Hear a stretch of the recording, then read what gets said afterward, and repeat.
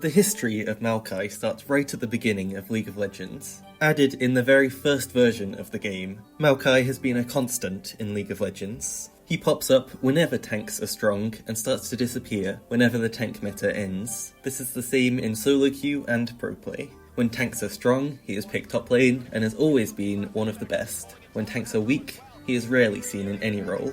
But in Season 10, this started to change. Quickly, before we start, make sure to subscribe if you enjoy these kinds of videos. Almost 85% of viewers who watch me are not subscribed. Anyway, back to Maokai. One Maokai player in Korea began a trend. A player named Dimsum, or Doomsim, began to start playing Maokai Support. He climbed from Diamond all the way to rank 100 Challenger over the course of the year, only playing Maokai Support. He recently hit 1,000 games this season, and he of course has started to be noticed by pro players. Maokai Support is not a common pick on most servers, but in Korea, it is a completely different story now.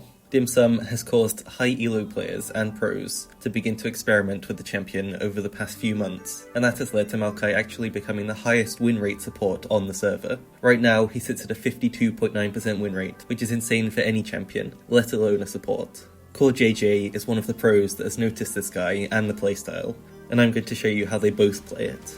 There are two main playstyles. One is the AP version, which is CoreJJ's favourite. The AP playstyle involves spamming saplings wherever you can, especially in bushes all around the map to control vision. You also use your unexpected damage to surprise enemies. Maokai Support is able to solo enemies and keep them out of fights all by himself. CoreJJ focuses his playstyle on the strongest possible laning phase, taking Arcane Comet for poke, starting E, and maxing E first for the highest poke damage you can get.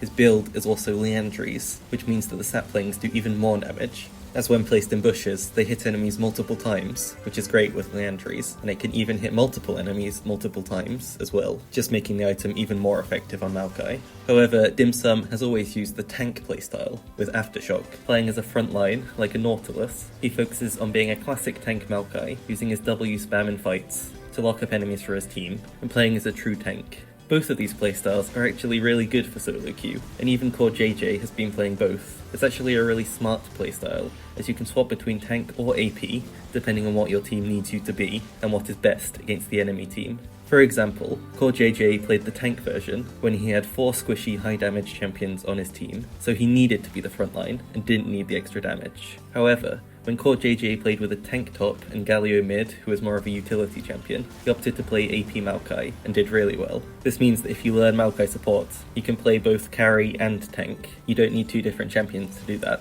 So it's a very good pick for SoloQ, as you'll always be playing your best champion. In lane, CoreJJ uses saplings in the tri-bush to prevent ganks, and you can do the same in the river bush, as that will cover any ganks coming from that direction. Junglers cannot walk through these without giving vision of them and also being hit by the damage, which slows them, so it basically instantly ends any gank attempt. The meta has also been changing to supports that do not need to hit skill shots to be useful.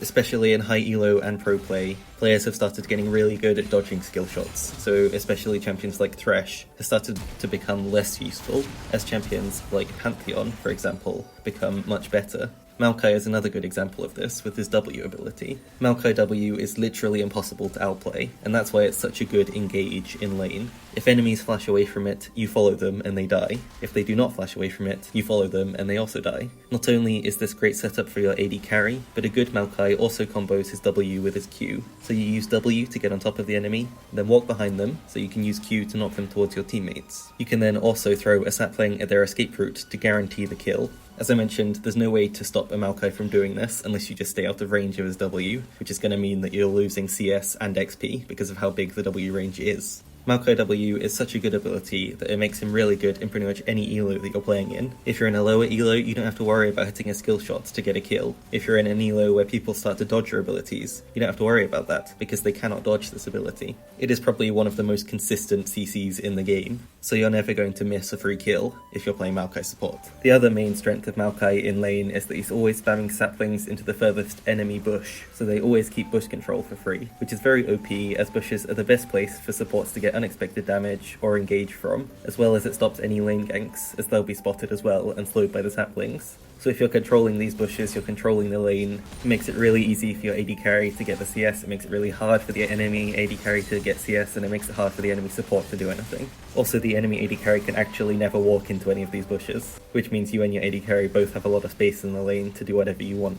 CoreJJ always throws saplings in bushes, as that levels them up to deal double damage, and also lets them split to multiple enemies for even more damage. Potentially the strongest part in high elo about Maokai is that in the mid and late game, CoreJJ uses saplings to get control of the map. Throwing them into bushes as much as he can to gain vision, he can then walk safely through the jungle and ward where needed. No other support can check as many bushes as safely as Maokai can. If you're playing Maokai support, you will never get bush camped and killed, as your E has a huge range and low cooldown. It also means you don't need to be amazing at vision control, as you can gain an extra free ward every 10 seconds with your E, so you can be covering up to 6 locations with vision at once. This is especially great if you're trying to control a dragon or a baron, as you can throw them over walls, into bushes, to block choke points so that enemies can't even walk in to contest the objective. Combining this with Maokai R, his strongest teamfight ability, means that Maokai support can win fights solo. Maokai Ultimate, once mastered, is an incredible ability that can both engage with no risk, as you can just follow it and you don't have to put yourself in danger, as well as disengage any fight. The ult has the widest area of any in the game, and CoreJJ uses this to completely control any corridor of the map with ease. Ideally, CoreJJ uses this from outside vision,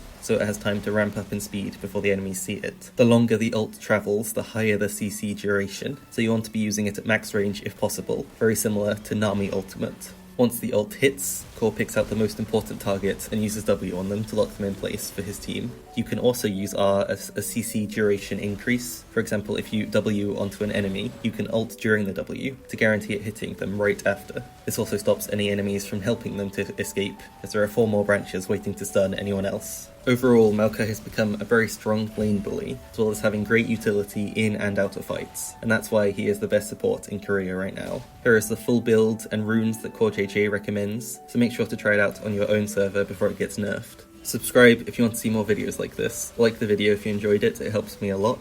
Thanks so much for watching, and comment if you have any suggestions for new videos. I'll see you in the next one.